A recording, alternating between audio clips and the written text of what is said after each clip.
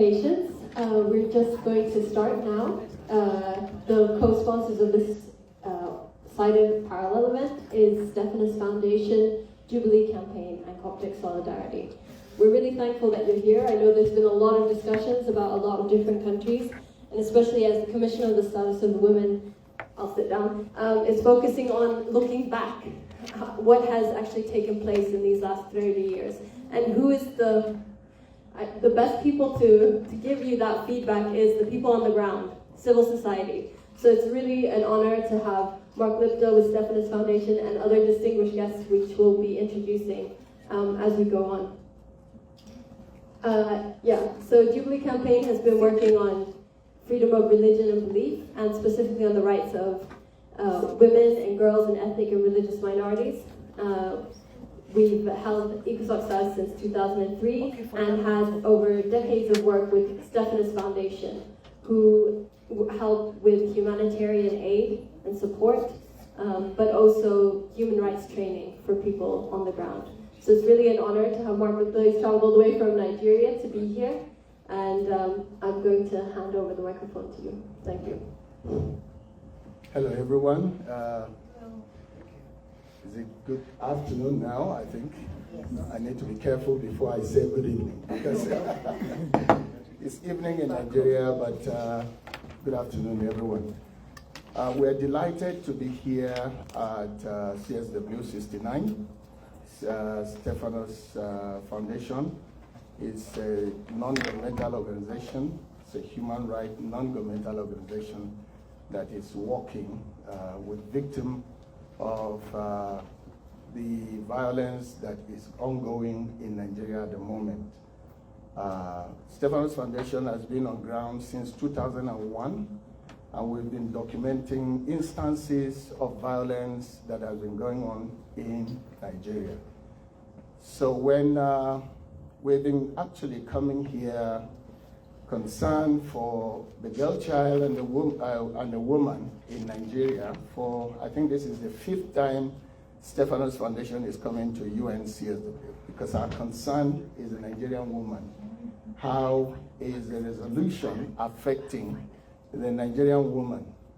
And because our work has been centered in central Nigeria with a focus in northern Nigeria, this year we felt, since UN is looking into 30 years of Beijing Declaration, we should do a research to see how that has affected us in Nigeria, particularly in northern Nigeria. Northern Nigeria women and girls are going through diverse factors, including cultural and also religious norms that are enforcing the patriarchal system in that country. So our concern is how much has the Beijing declaration affected the situation of the girl child. We also intend to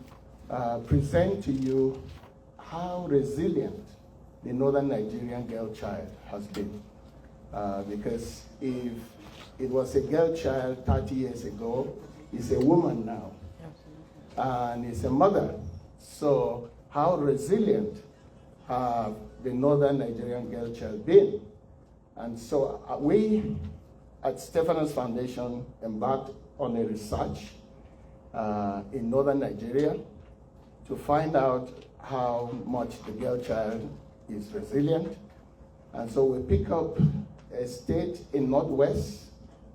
Our research also picked up a state in the North Central, and we are also able to pick up in the Northeast to be able to cover all the impact in the far north. We embark on this research by employing a doctor from the University of Jos, who helped us to carry out the research. She's here to bring out the research findings. And before I allow her to go into the research, we have a little video that has come up from the findings of that research. and we like to play that before we go on from now.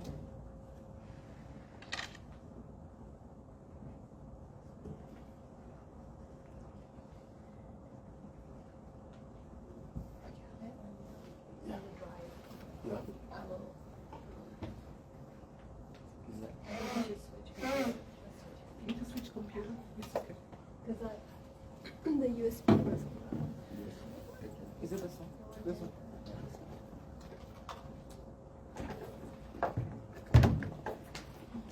Or we could just play it. Do you want to go ahead? Thank you. Okay. Yeah, sorry.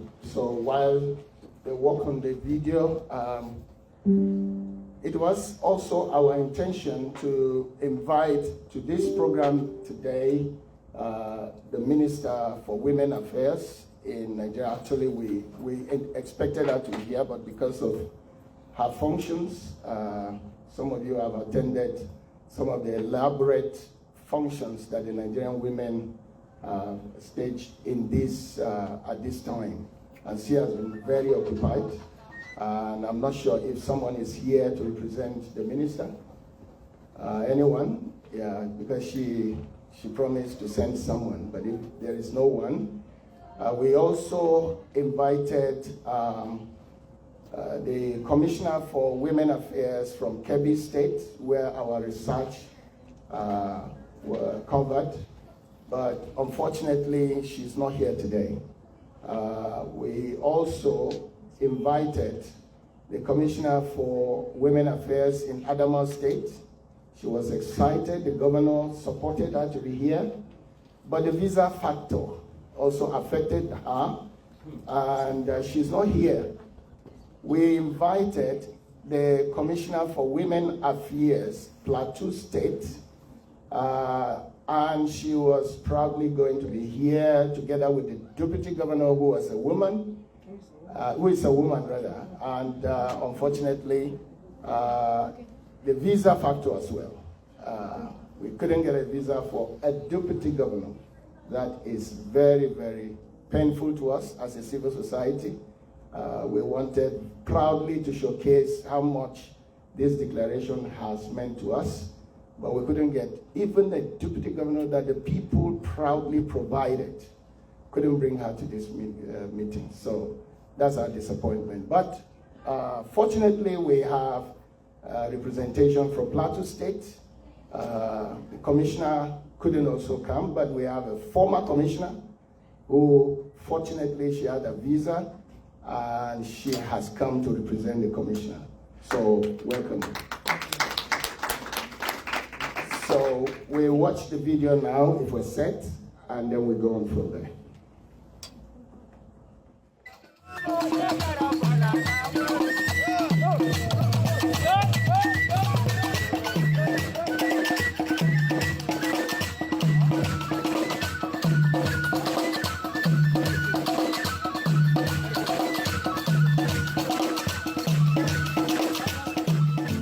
30 years ago, the world made a promise in Beijing, a promise of equality, dignity, and freedom for women everywhere. It wasn't just about banners or speeches. It was about a real change that was meant to be transformative.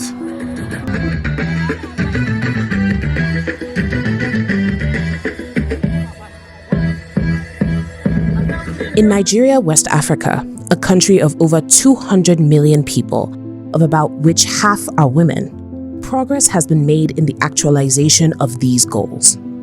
In northern Nigeria, there has been progress made despite cultural and religious barriers and armed conflict, which have relegated women and girls for centuries.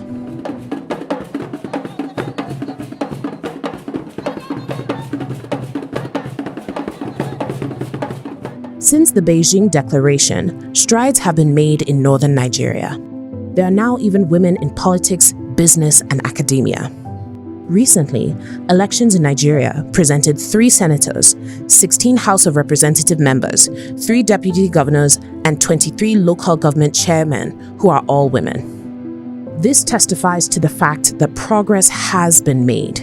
These strides have been backed by policies like the National Gender Policy of 2006, which stipulated that 35% of available political positions should be occupied by women. These efforts are credited to some states in Nigeria. Several states have domesticated these efforts with enactment of laws and organizations that protect and promote women's rights.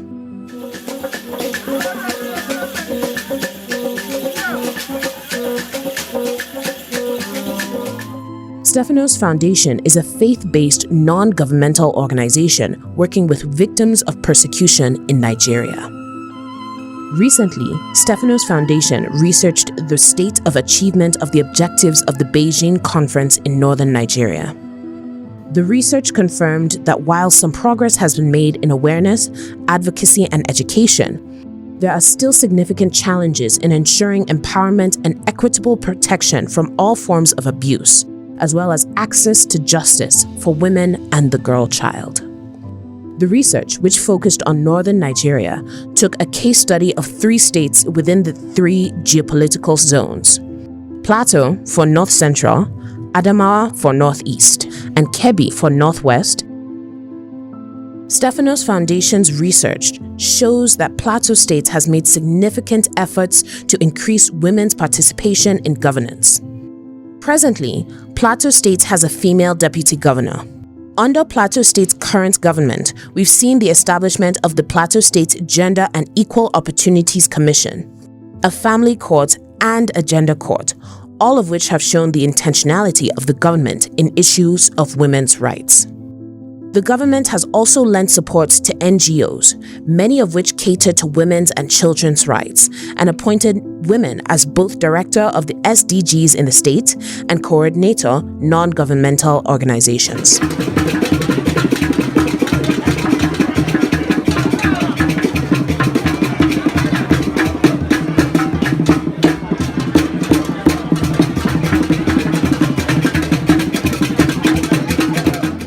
The Adamawa State government has shown this interest through the establishment and coordination of mechanisms for gender-responsive security operations through the WPS networks in the state, He for She and Women Mentors, security sector legislation, policies and institutions to promote gender equality and women's participation and rights.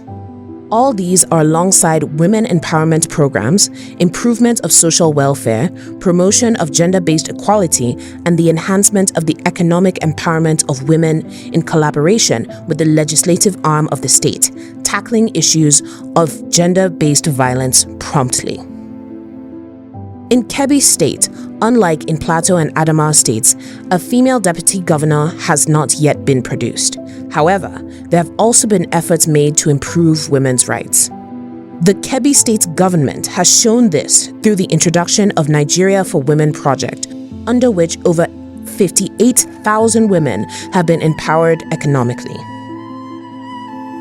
Gender parity and equity in governance and politics are evidenced by having at least one female councillor in all 21 of the local government areas in the state.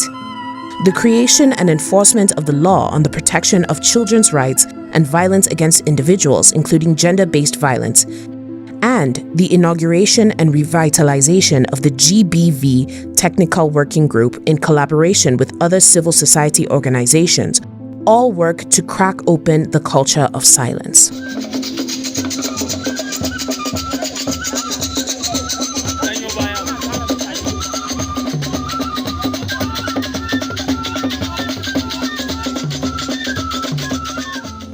Although significant progress has been made since 1985, northern Nigeria still needs encouragement in several areas.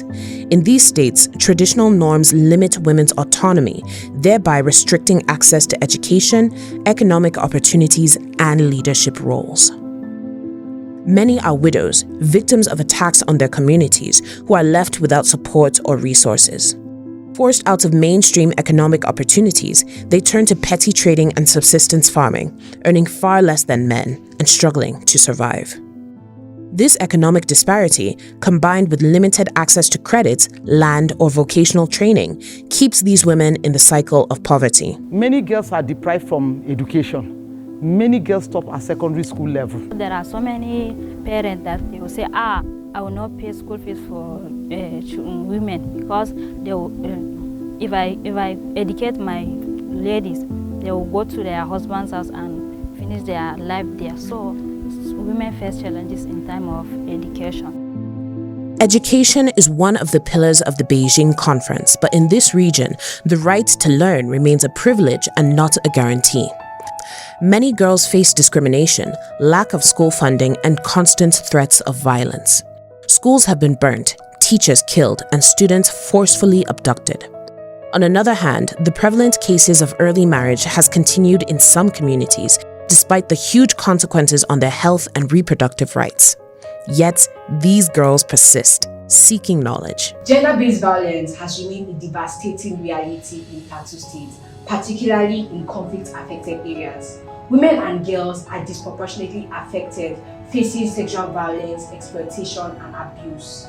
It is pertinent that we acknowledge the intersection between poverty, conflict, and social inequality in fueling sexual gender-based violence. Let us work together to promote safe spaces, support survivors, and advocate for policies that protect the rights and dignities of individuals, including women and girls in Plateau State. A darker reality overshadows many women and young girls where gender-based violence is concerned. Women have been raped and killed in targeted attacks. In recent times, young girls have been murdered for ritualistic practices, their bodies used for dark rituals. The recent killing of Salome in a suburban area in Nigeria and the ongoing case is one of many such accounts. These crimes go largely unpunished, leaving families in despair and communities in fear. In our community, we have only PHC. That's the primary health care. They are not doing operation. And if a pregnant woman came to the facility, she want to deliver a baby, there's not enough of material that can be used to make her operated in the primary health care. They have to refer her to secondary health care, that's the specialist, or tertiary, that's the FMC, federal. The violence against women extends beyond physical attacks, affecting their access to essential services like healthcare. In rural areas, quality healthcare is out of reach. Maternal mortality rates are high, with expectant mothers facing life-threatening complications due to inadequate pre- and postnatal care. A shortage of skilled professionals and poor medical facilities make childbirth a perilous ordeal. This is where women give birth. That's the toilet. This is where people give birth. In this primary healthcare center, this is the only forceps in this entire place. They don't have more than this. When women come at night to give birth and there's no light in the hospital, how do you take their deliveries? We are just using our phone, torchlight. You're using the torchlight of your phone to take the deliveries? What if there's bleeding? How do you know where it's bleeding? Have you seen the problem that we're facing in this country? That is the electricity that is powering this entire hospital. If your leader is not serious about the primary healthcare center, they are wasting their time. Because the primary healthcare center is the first level of healthcare in any country, any state, any local government that is serious about healthcare. This hospital does not even have adequate solar care. There's no lights. There are women who give birth in these hospitals. You can see what the labor room looks like. There are people who are going to need wound care. You can see what the wards look like. There are children who require help from this hospital. You can see what the resources look like. Vaccines have to be imported from another hospital just so that they can be given to the people here. 30 years after Beijing, the struggle remains, but so does the resilience of northern Nigeria's women. Their fight for justice is not over, their voices will not be silenced, and their hope will not fade. The government must maintain and enforce its gender policies that protect women's rights. NGOs and civil societies must continue in their advocacy and support for survivors. Beijing Promise was a call to action, one that must be fulfilled to ensure a future where all women can thrive. Stefanos Foundation calls on the United Nations, other member countries, and interested donors worldwide to look into strengthening existing efforts and supporting new initiatives. The actualization of women's rights is a task that requires all hands on deck.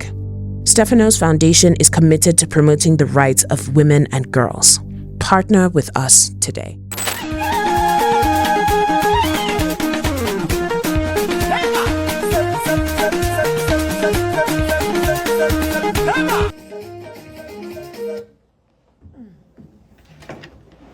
Well, that's the reality. And I wouldn't want to say much. Stefanos Foundation has partnered with Center for Gender. The doctor is here with her research findings to be able to present to us. So please welcome Dr. Olofu. Good afternoon, ladies and gentlemen. Good afternoon, ladies and gentlemen. Permit me to sit down. All right, thank you. Let me start by saying, need I say more? I think the documentary speaks for itself. And without wanting to sound as an apostle of doom, but the reality is what it is. We can't change the reality. So we carried out this research, and the essence of this research was to evaluate or assess 30 years of Beijing in Nigeria. I recall I was young, pretty young, not too young, but pretty young, to be aware, in 1995, to be aware of the Beijing. There was so much hype about Beijing 1995 in my country. The then First Lady Ajia Miriam Abacha led a very huge delegation to Beijing. And so when they got back home, they made so much hype about it, probably to justify the resources put into attending that conference. But as a young girl, I'd expected that, well, I never envisaged that I'll be here speaking or assessing, much more even carrying out a research on 30 years of post-Beijing in my country. But here I am doing just that. So we carried out this research, and we chose the northern states because if you're familiar with the literature of development in my country, you know that the north is highly disadvantaged for various reasons peculiar to us, and I will not waste your time or bother you this afternoon to share those reasons with you. And so it was this state of the north in Nigeria that informed the choice of carrying out this research in the north and trying to assess the impact of Beijing, 30 years post-Beijing in northern Nigeria. And the focus states, just like you've just watched the documentary, were Kebbi, Adamawa, and Plateau State. And what informed the choice of these states? Yes, they are all located in the north. Plateau State is located in north central. Kebbi is located in northwest, and Plateau State is located, Adamawa State is located in northeast. And they have similar cultural dynamics.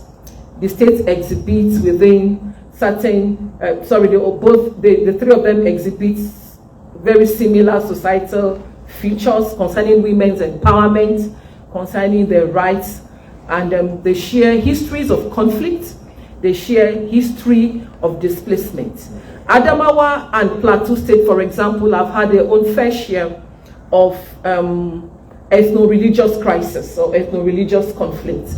And Kebbi State has had its own fair share of displacement due to attacks from bandits and Boko Haram and what have you. So these three states actually share the similarity in terms of conflict. And they equally share similar cultures with maybe some pockets of differences here and there. So that was what informed the choice of the states. And this research also, we know that the Beijing Platform of Action has 12 thematic areas. But of course, we can't possibly do all the thematic areas from 12 thematic areas, study all the 12 thematic areas. So we just, the research chose to dwell on thematic areas that we feel are peculiar to people in the North. And that was what informed the choice of 6 thematic areas. And these 6 thematic areas are surrounded, focused on women's health, violence against women, women in armed conflict, I think those are similar, women in power, decision making, institutional mechanism provided, and then the girl child. The documentary you watched, you know, at least you saw a bit of what it is to be a woman or a girl in the North and be in need of health facilities or health services. Have we fared in that area? I would say yes to an extent. Are we where we want to be? No, we are not. Are women in this region aware of what it means to enjoy health rights? The right to be able to take decisions on the number of children you want to have, the right to be able to take decisions on your own health as a woman. Have we gotten to that point? Yes and no. The result shows that in states like Plateau, where the girl-child education is taken seriously, where there is a level of empowerment, both economically, socially, and academically for the girl child, there is a great improvement from 1995 to 2025 in terms of women's health. But in the far north, like Adamawa, the video that was shown was shot in Kebbi, where you saw the toilets, the portraits of the health facilities and all that was shot in Kebbi. And that was the state of the health facilities in most rural areas. They lack access to qualified medical personnel to take care of issues as small, and I'm putting small in quotes, as child delivery or malaria.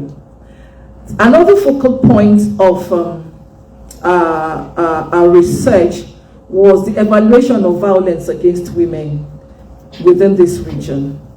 And the results showed that instead of it reducing, is actually increasing.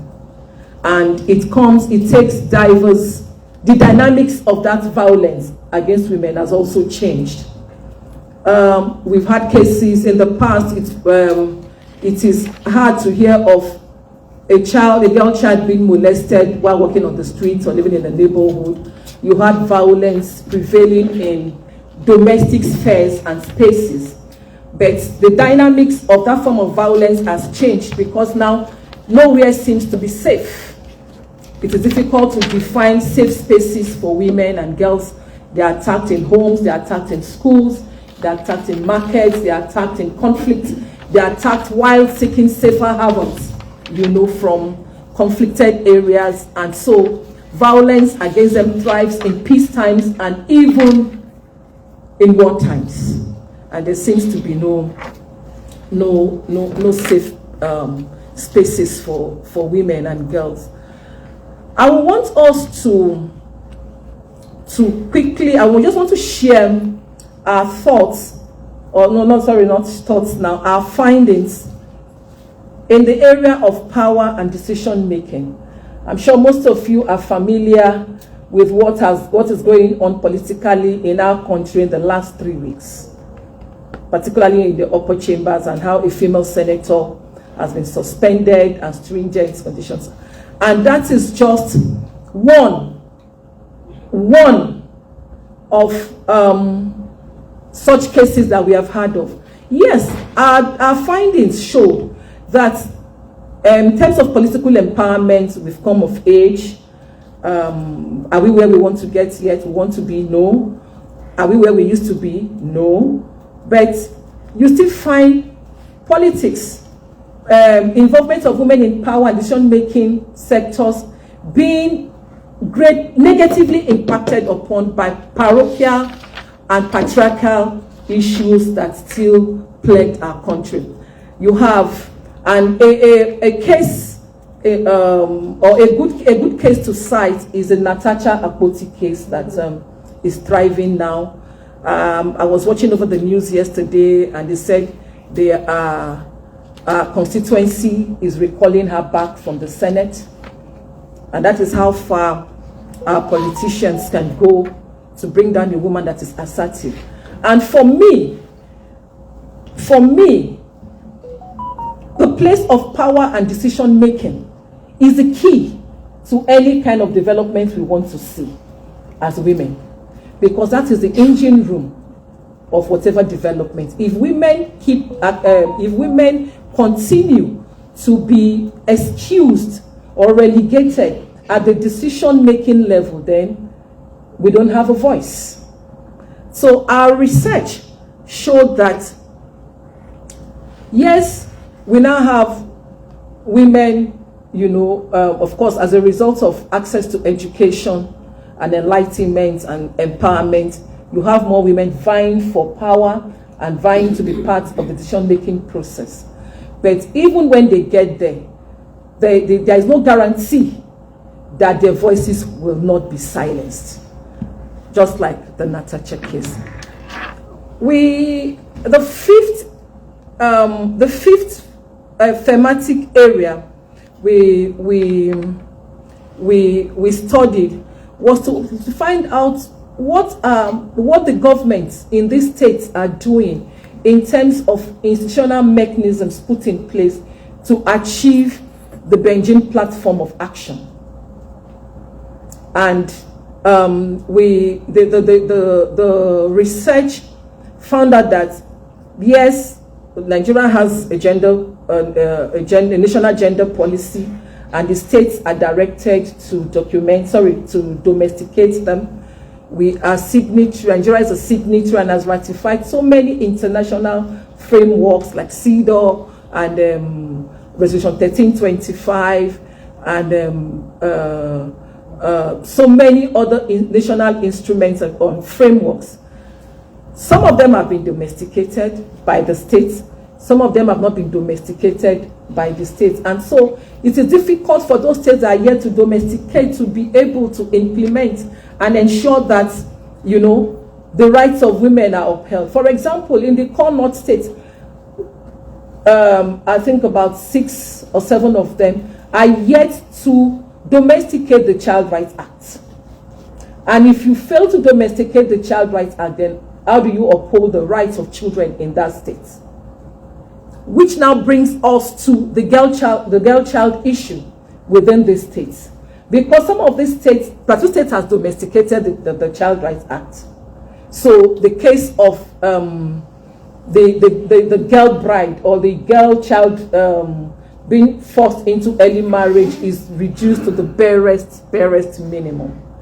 However, states like Kebbi, have failed to domesticate this Child Rights Act. And so you still have a gross abuse, of child rights issues going on within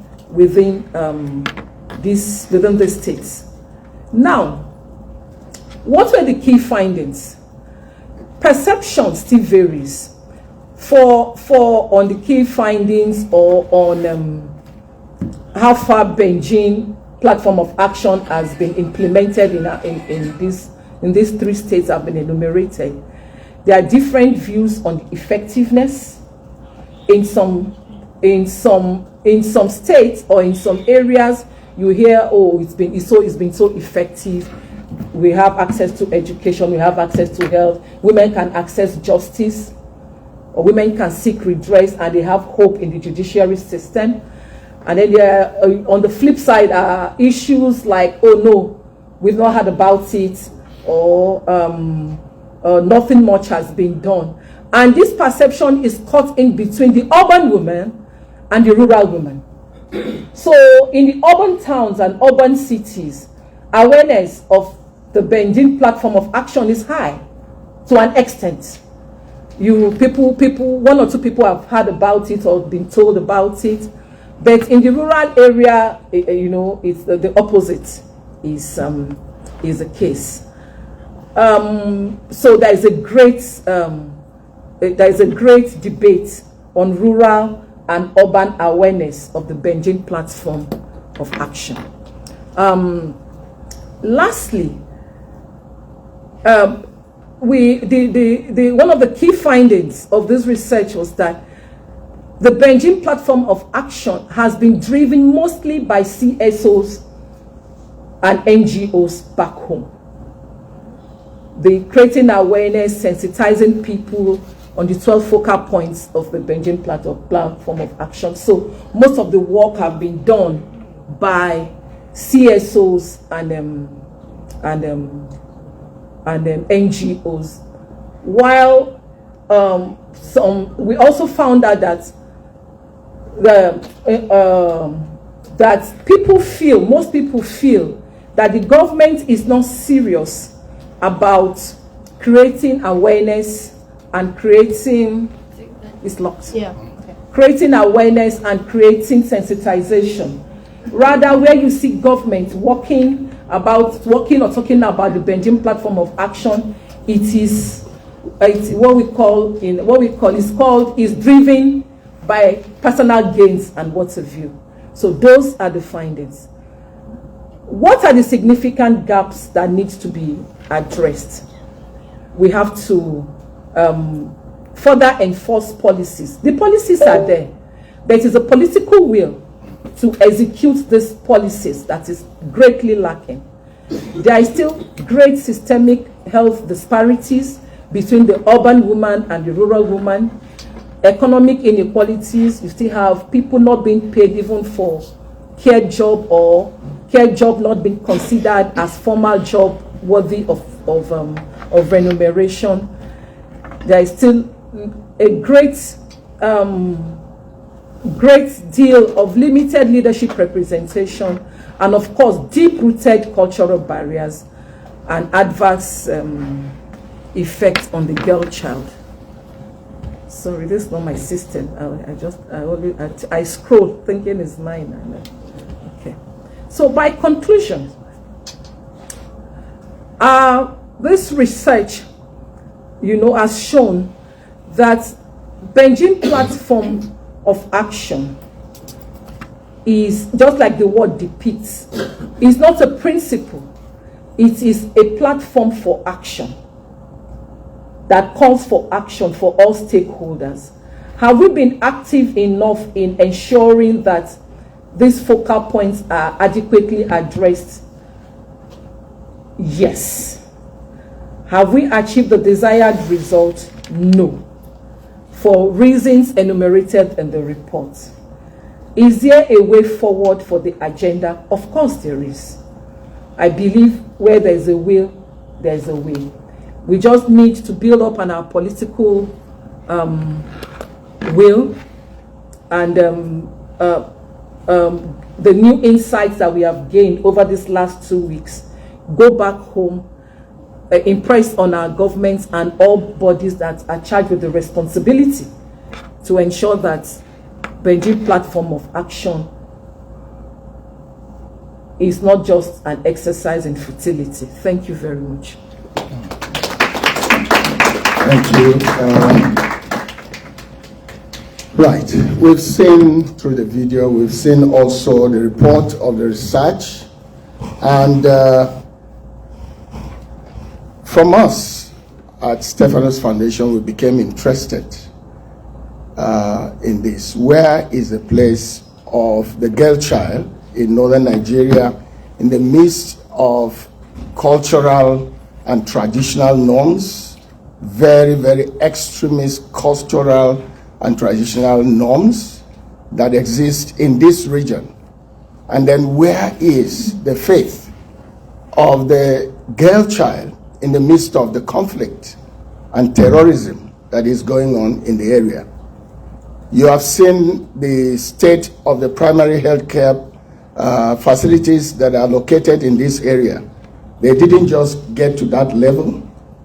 They were in that level because most of those communities have been attacked by terrorists, and most of the people have left the area.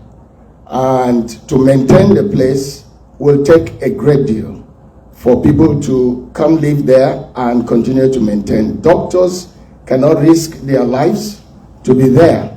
So women who are delivering or sick in this situation, their case is very, very horrendous. We are also concerned about the strict religious norm that is also hunting the girl child. It is getting worse with the terrorists and terrorism that is going on in this region, because we raise girls to be morally sound and to be chaste, and until they are matured, they should never be given into a very serious contract like marriage. But then most of them are abducted and they are forcefully married out to people. When you try to pressure, when families bring the report to us and we try to pressure for the release of those children, they are trafficked out and they are given new parents, and you are told that they are converted. If they are converted as Muslims, then they are supposed to be married at age 13. So you who have given birth to your child, whether you are a Muslim or you are not a Muslim, once the child has been taken away and abducted and forcefully converted, you have no right to that child. And so many girls are in that position. I'll give you an example of a case in 2016. We came here, we presented the matter at UN. Habiba Ishaku was abducted and he was allegedly married out by Katsina, Emir of Katsina. We appealed to the then the president and also the police commissioner for the release of this girl. I won't bore you with all the efforts that we put in place, but as I'm talking to you, Habiba still remains married. Habiba has not been able to give birth to a child, and the husband has gone to marry another woman. And she was very promising. She was the last born of the father. And in the process of all this fight, the father gave up because he developed hypertension and he recently died, I think last year. So that is the case of Habiba. But on the other hand, we followed another girl called Hawa in Yobe State, in Bade, and she was abducted and married out. She was 15 years. We pursued the matter to the Emir. The Emir actually was really schooled about some of these declarations, and he knew his rights. So he took the girl, gave to the mother. I tell you, as I'm talking to you, we have held the family, schooled Hawa in school, and she's now reading, public administration in a polytechnic at the moment, almost final year now. So this is the experience of the girl child in northern Nigeria. It's either they are stopped at an early stage and they are helplessly, molested and denied that right, or they are enabled through some of these activities and they go on to be very active people and potential deputy governors, like we are aspiring. Our governors even, as we are looking at Secretary General of the UN, why not? So this is it. So where is the chance of girl child in northern Nigeria? How do we help the girl child in the midst of these terrorist activities that is going on? Terrorism in Nigeria must be stopped. I can see the will of the current government trying to cop it. But there are sources that are advancing this cause. Where are the sources of the arms? Who are funding the terrorists? This is the cry of the government of the day. And the international community needs to address this to enable the girl child, give them an opportunity. And why the girl child? A country is as strong as the weakest link. And the weakest link of us now in northern Nigeria is the girl child. Touch my daughter and you have gotten me to my knees. We need to fight for the girl child. I don't want to bore you. There are efforts in northern Nigeria. Plateau State is seated here, the Commissioner for Women Affairs. Thank God she was the former, so she's here to say it. How have they thrived? We wish that Adamawa Commissioner is here as well to tell you some of those developments. There are a lot of challenges, but I'll let her to come up, introduce herself, and tell us how Plateau State have thrived so far. Okay, thank you so much, my brother Lipdo, and good afternoon, ladies and gentlemen. I want to thank you so much for this opportunity that you've given to me. My Honorable Commissioner, Honorable Caroline Pangla, would have been here, but for very compelling reasons, she's not been able to make it here. I'm going to speak on her behalf and indeed on behalf of our government from Plateau State. A lot of the things that you have said, I align with them, but I want to go ahead and say that 30 years post-Beijing, we have a lot to thank God for. I must say congratulations to all of us, seated in this hall. Possibly we've been doing one thing or the other in order to change the narrative. And I believe that we, like my sister said, we are not where we used to be.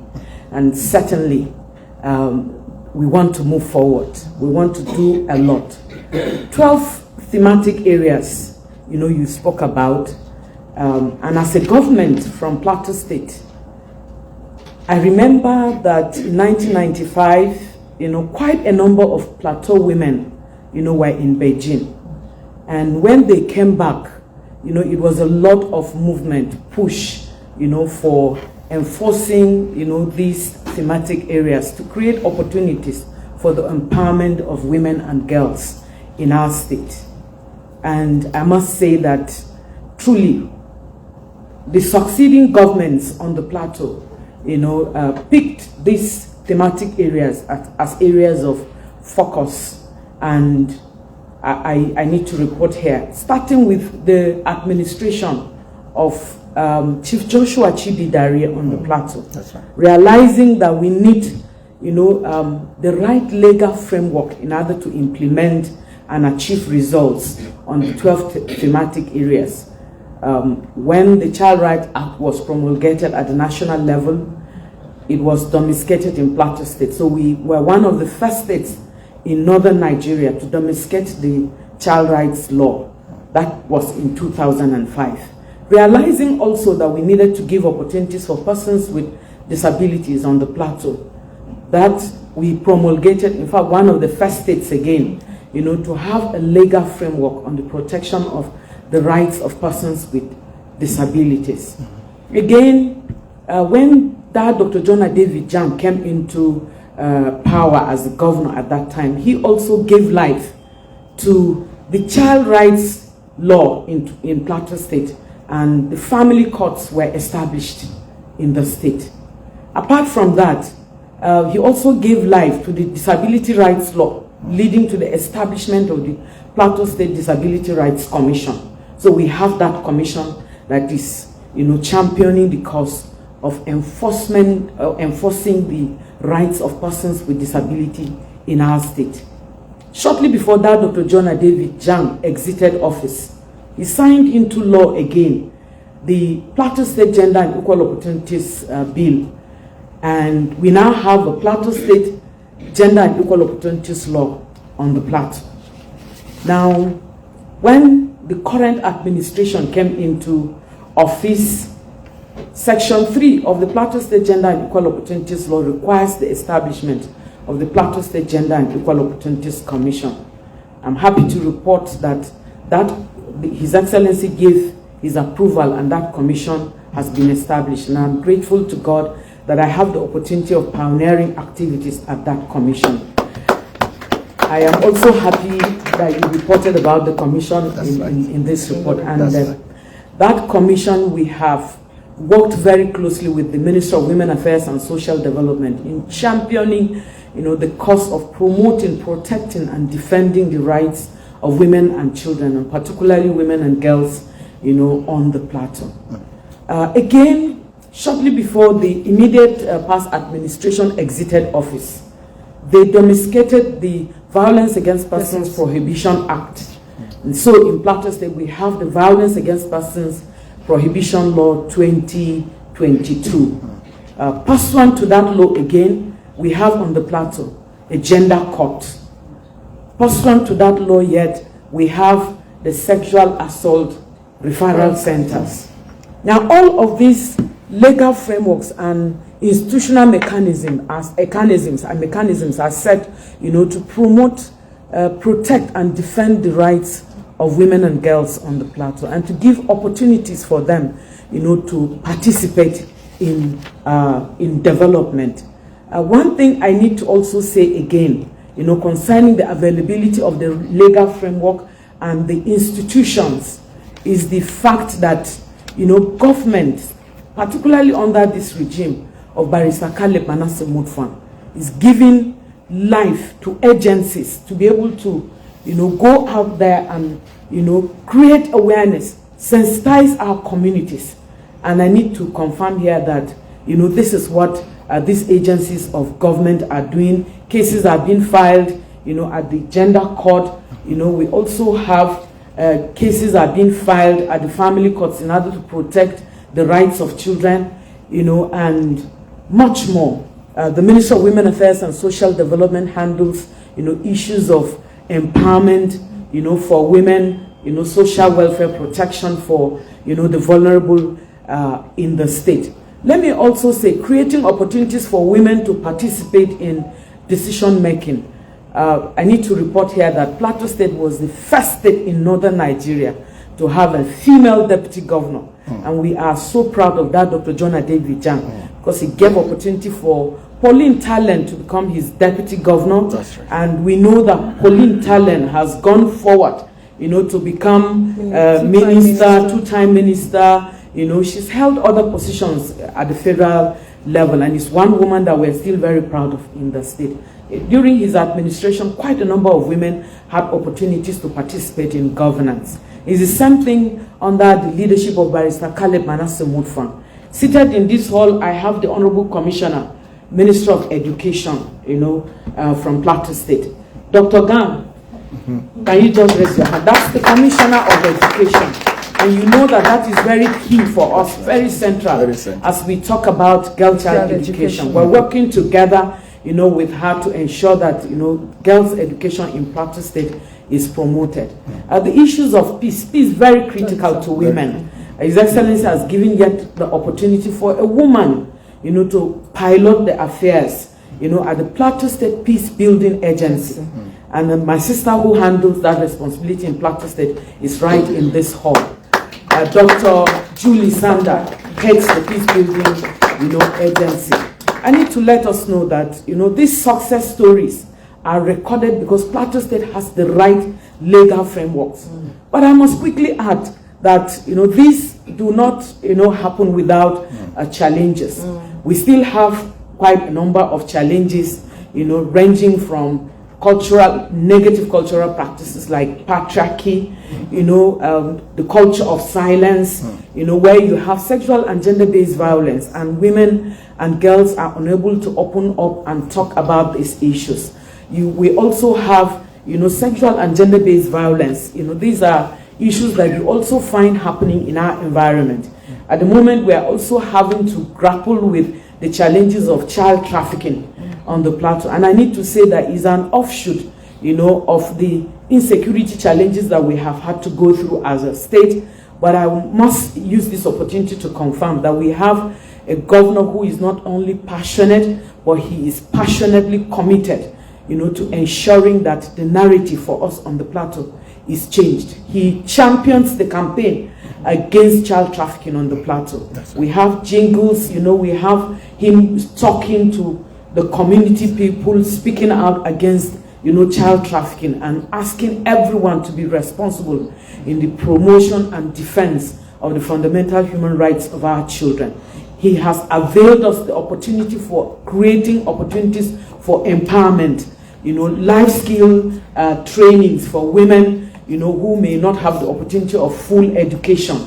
And I think that for us, we are grateful to God. And I need to use the opportunity to appreciate, you know, civil society organizations on the Plateau, very actively working, you know, in collaboration with the state government in order to achieve results, changing the narrative for our people in the state. And I must appreciate my brother Mark Libdo and his agency, you know, Stefanos Foundation. They work very closely with us, helping us to, you know, understand and appreciate, particularly their research-based organization. They go into the communities and come out with the evaluations that they make there, you know, help us to be able to appreciate it and to see where we can, you know, come in as government. And I need to say we're very, very grateful. At a platform like this, I should be able to celebrate you. Can you help me appreciate him? Thank you so much. Let me say again that with the kind of leadership that we have on the Plateau, under His Excellency Barrister Caleb Manasseh Mutfwang, we are more resolved, more determined, more focused, you know, in order to ensure that we change the narrative. We can only solicit for support, international collaboration, that we will change the narrative. Part of what we realize that we need to do is creating awareness, sensitization, going around our communities, engaging in community awareness so that our people will know the importance of our legal framework, the importance of speaking out, you know, so that we will all together fight the culture of silence. But I must conclude by appreciating Plateau women. We have a resilient set of women on the Plateau, and we are hard workers. Let me also celebrate Plateau. It's one of the best states in our country. Very receptive. The weather is friendly. The women are resourceful. The women are very resourceful, and I must say, I thank you, Mr. Mark Libdo, for giving me this opportunity. God bless you. Thank you, my sister. Thank you. Thank you. Thank you. It's always a pleasure to have government support you as CSO. Then you know that the people will be happy and they will have a lot to receive, and they will progress. There will be a lot of development. So thank you very much. I don't know if there is a representative of the minister here at the moment. There is none. But I must say that we could have had Kebbi State here, but she couldn't come, like I said. So we thank you very much for what you're doing in Plateau State. I know that Plateau is facing a lot of challenges at the moment.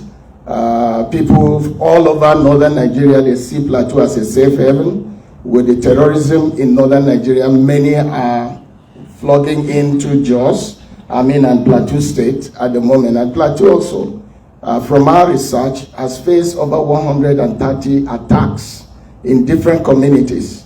We have seen that over 70 of your communities have been sacked in 5 local governments alone.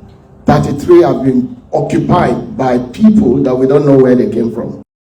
Serving as the chairperson of women lawyers on the Plateau. She's doing a great job in that place. Again, part of the requirement of the Violence Against Persons law on the Plateau is the establishment of the sexual assault referral centers.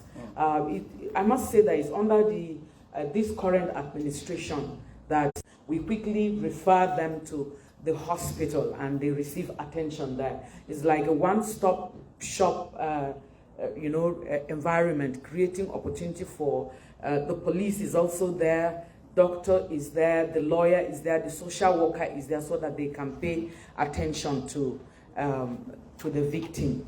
and ensuring that the suspect is also arrested. Closely related to the provisions of this violence against persons law in Plateau State is a requirement for us to create awareness. Now, the Plateau State Gender and Equal Opportunities Commission, together with the Ministry of Women Affairs and Social Development, we have gone around the 17 local government areas of the state, creating awareness, amongst our people on the provisions of the law, and to make people to understand that once their rights are violated, particularly women and girls, they should open up and speak. Part of what is our challenge with the implementation of the law is the culture of silence. When a woman is beaten up by her husband, she's expected to keep quiet. When her right is violated, she's expected to cover up the shame for her husband, so you don't expose him. These are issues that we are fighting with but we have a clear law under the Violence Against Persons, Prohibition Law that empowers us to protect violence, protect women and girls and children indeed from violence. Now, customs, part of our challenge with the implementation of the rights protection laws are negative cultural practices in the state. And part of these negative cultural practices that we're fighting using the instrumentality of the laws is one of them is the female disinheritance. Possibly because our cultural background, a girl child or a woman is not supposed to inherit, from her father or from her husband. So we have challenges with the girls suffering as a result of disinheritance. Women also suffer as a result of that. In fact, their rights under their marital rights are not also, protected. Now, we have a responsibility in order to create awareness on this. We want to also make our people, our women and girls, to know that it is okay to report it. It's okay to access legal protection. And part of what we're doing with civil society organizations is to create awareness amongst our people on the need to access justice. And I think that this is very, very key. I thank you. Yeah. If I may add, hello. Okay. If I may add, the sexual assault referral centers are not just meant for the immediate treatment of the victims. It's also supposed to serve as an abode, a safer place for the victims, so that they are removed from the environment of abuse and violence. Because most of the discovery was that victims sometimes give up in seeking justice or seeking address because they still remain within the environment of abuse.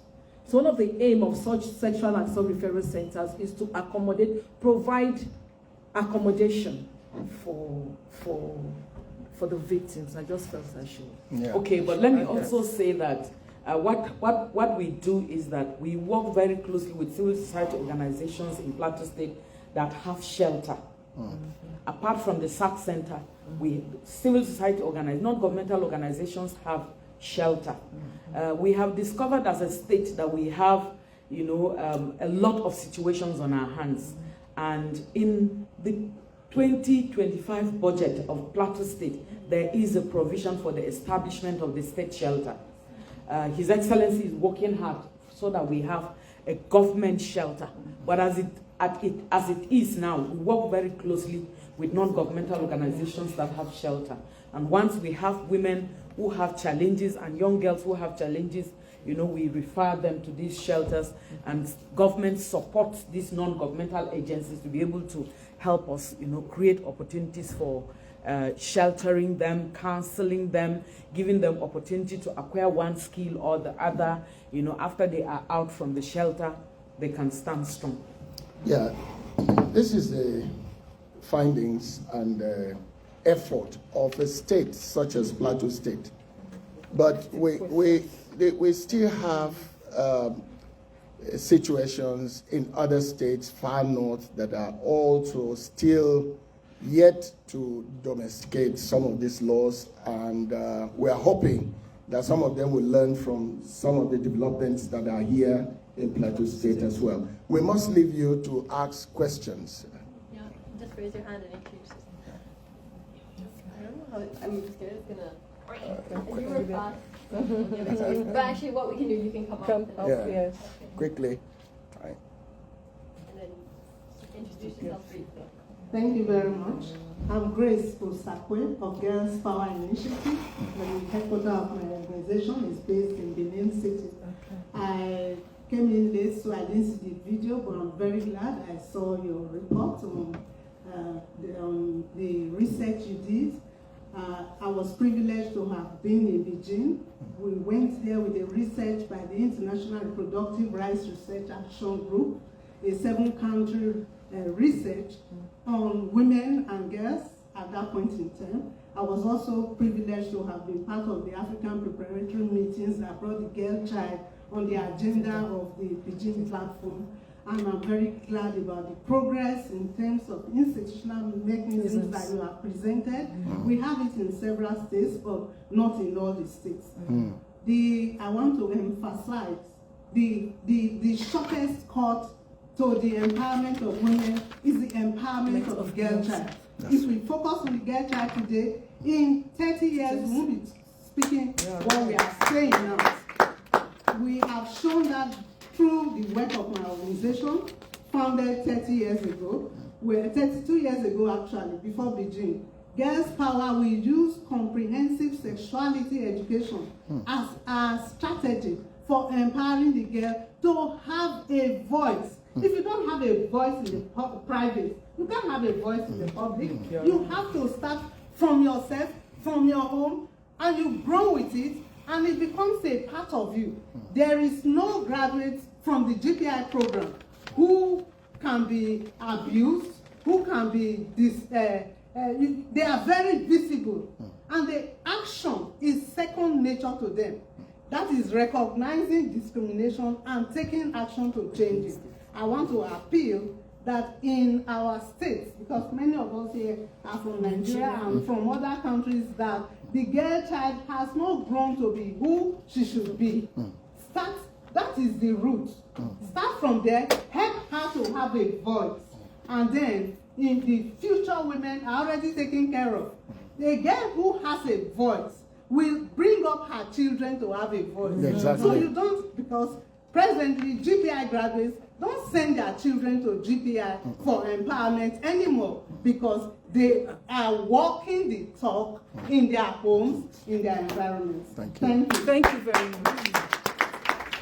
Maybe we take 2 or 3 questions and There's then, this gentleman. Yeah, him. Okay. And him, and then. So maybe we take 2 or 3 if we questions. Yeah, we can take. Introduce yourself briefly. Yes. Hello everyone, I'm Tariq Samuel from Pakistan. I want to Women lead. It's a grassroots movement we are building. We focus on 2 things. We don't believe in charity. We want to empower the people. We don't ask what is wrong, here's something to you. But rather, we want to say, what is the root of the problem? Let's go and correct that. And that work takes deep and long. So I was I'm a Muslim woman, so I know the religious doctrines that can harm the girl child. And there is a lot of fear associated with addressing that. But I feel we can't anymore hide behind that. We have to name and call it out. So I travel to Nigeria often. I hope nobody, I'm in constant fear myself, as a Muslim woman, to speak up on these things that I so well know that is happening in my community. So how can we bring a delegation of religious actors who will give us a new possibility? And we need to talk about this. Because we have religious leaders who are versed in the text but not the context. The context has changed. So we have to embolden the women, the girl child, because I come from a progeny of Khadija, who was a business leader who employed the Prophet. Let's talk about those examples to educate our girls. Thank you. Take them all and then introduce yourself. That's so sound. My name is Josephine Haba. Okay. Engineer. Yes. Good to meet you again. Thank you. And Grace, it's good to meet you again. I am here confirming all the talk that you talk that you're working. Yes. I know many years ago when I served as someone funding part of your work with the girls, I can testify that they will not come back to say, my child, go back. No, I can testify. And I can also testify. Thank you. Of this gentleman. You remember 2015? 15, yes. When we worked together on the humanitarian intervention in Nasarawa State. That's right. I mean, we're not just talking. I stood up just to say that, you know, the journey is being a while, but we're getting there. We're not where we were. Okay, so I have worked in the civil society community for 22 years, and I decided deliberately to accept a government job because I need to walk the talk. I used to say, I will never work for government. What am I going to do there? But I realized that this woman would not have that power if she wasn't working with government. Auntie Julie is sitting in the room. She had done a lot of work with the military. The way she is today is a better platform to influence the girls and the women that she has always advocated for. And so I am saying policy is very important. Key. Very, very key.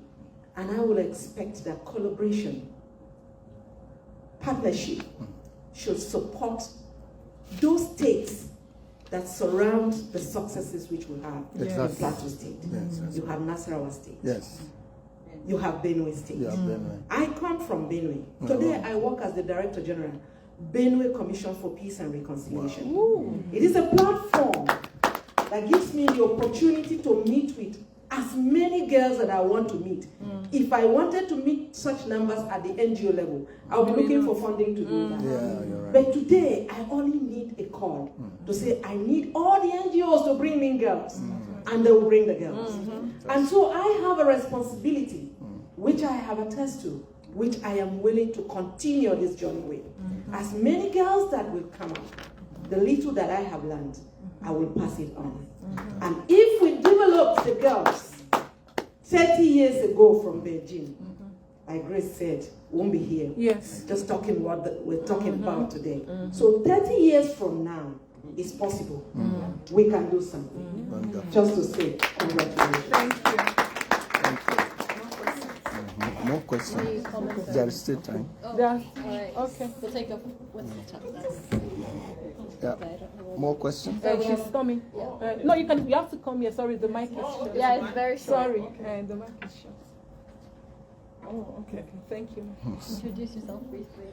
Okay, thank you. I'm Julie Sander, Director General of the Plateau State Peace Building Agency.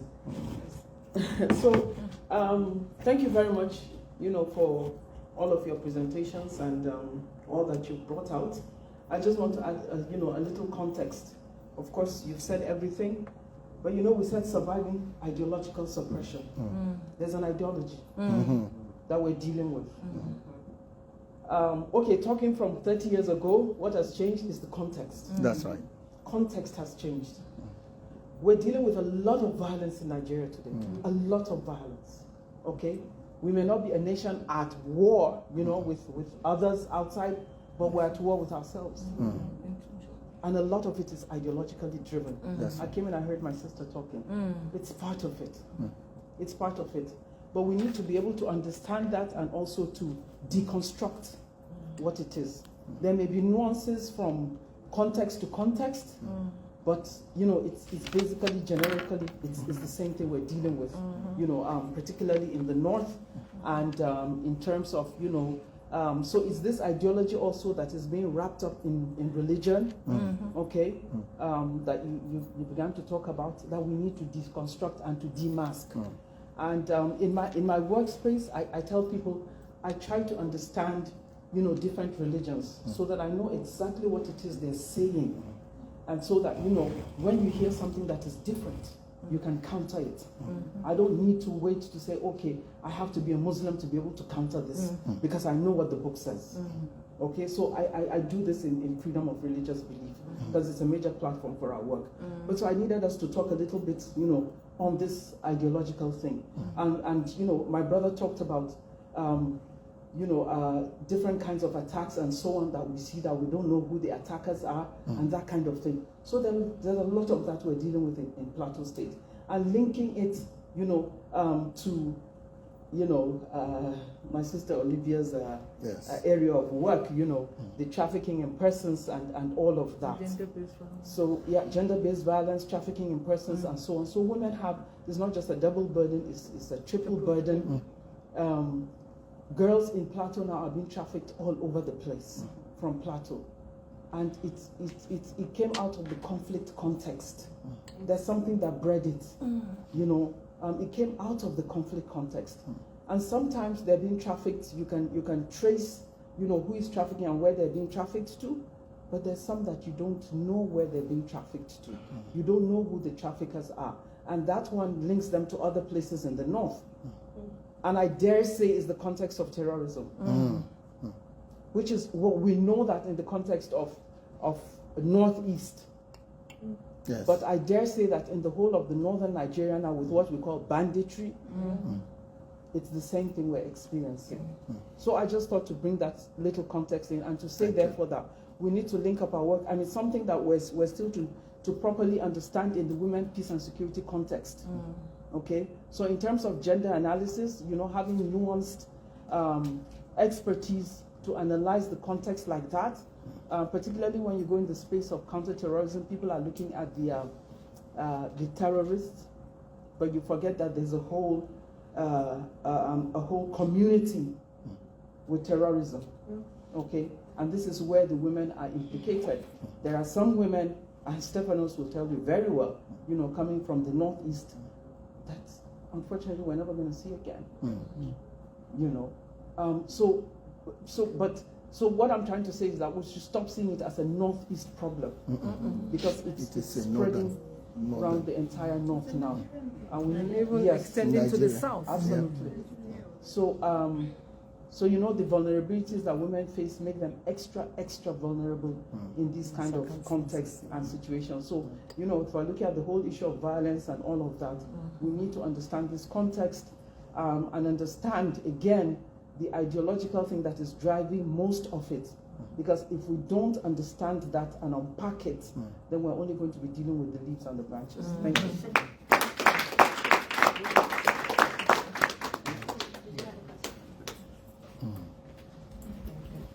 Good afternoon, all. My name is Claire Gagno, and I'm the founder of an organization called Hands Lifting Arts Initiative Society in Canada and in Nigeria. Thank you very much for all you said. And for me, it's something that's very, very emotional. I'm not from the North, but I was mandated to take care of people from the North, looking at Boko Haram and all of that. That's right. I've never been up in Adamawa and I schooled in Zaria. Oh, okay. And when I started my organization in 2016, it started from, I've been in Canada for 22 years, but I started my organization in Nigeria and in the North. I was supporting women and children who are displaced by domestic violence, by religion, insurgency, and natural disaster. And it got to a point, we started from a place, I've never been there, a place called BU local government. Okay, in Borno. Okay. Borno State. And then we moved down to somewhere, Adamawa, where the former Vice President. Yes, thank you. But the problem that my organization experienced was the non-acceptance of especially the men, for us to enable our women, our girls, to be able to have a voice. We are all saying we should give the girls the voice and the women the voice, the capability, but how do we convince our men to let our girls, to let our women have the voice? Which was one of the reasons why I had to move away from the North, because my staff were actually being terrorized because the men were not willing. We were going to empower the women, to give them tools so that they could stand on their own for sustainability. It was very difficult. So I think when we are thinking of giving our girl child a voice, giving the women the voice and the ability to be able to stand, and face any challenges, we should understand as well that where is this coming from? Is the men that is not giving us, women, the ability and the girls for us to have that voice. And well, I'm not sure if we can have our voice by taking it violently from the men. I don't think so. So we have to devise a means for our girls and our women to be able to take ownership of our voices from the men. Thank you. Thank you. Thank you so much. We need to round up. Time is up. So I don't know if you have like a 1 second thought you want to leave with everyone, and then I'll wrap it up. Okay, thank you very much. I just needed to address the concern that he raised about women with disability. The disability rights law in Plateau State covers, women and girls. And but you've just raised the critical issue that we really need to look at again, because they have special needs, women and girls with disabilities. And I can assure you that I'll take it up so that we'll look at it with the possibility of amendment of the main law, so that we can, go into more specifics that will cover these areas of need. But I believe together we will win the war. Thank you. Okay. Just to, first of all, thank everybody for your rapt attention and time. We greatly appreciate you. For every issue, like there is a national disability law in Nigeria. But being a gender scholar that I am, there is always a gender approach, a gender dimension to every issue. So it is pertinent that we begin to look at gender-specific laws for disabled women because of the peculiarities. Is there any statistics that you have that? Not right now. Not right now. But we do have a gender commission. A disability law in Nigeria that every state should take a cue from. Yes, and domesticate. Yes. So finally, I would thank you all for coming and appreciate those who have given us suggestions. We are working on ground with willing government like Plateau State, Adamawa, and Kebbi. If non-governmental organizations or civil societies here can partner with us, we will be able to achieve more for the girl child and woman in northern Nigeria. Thank you very much.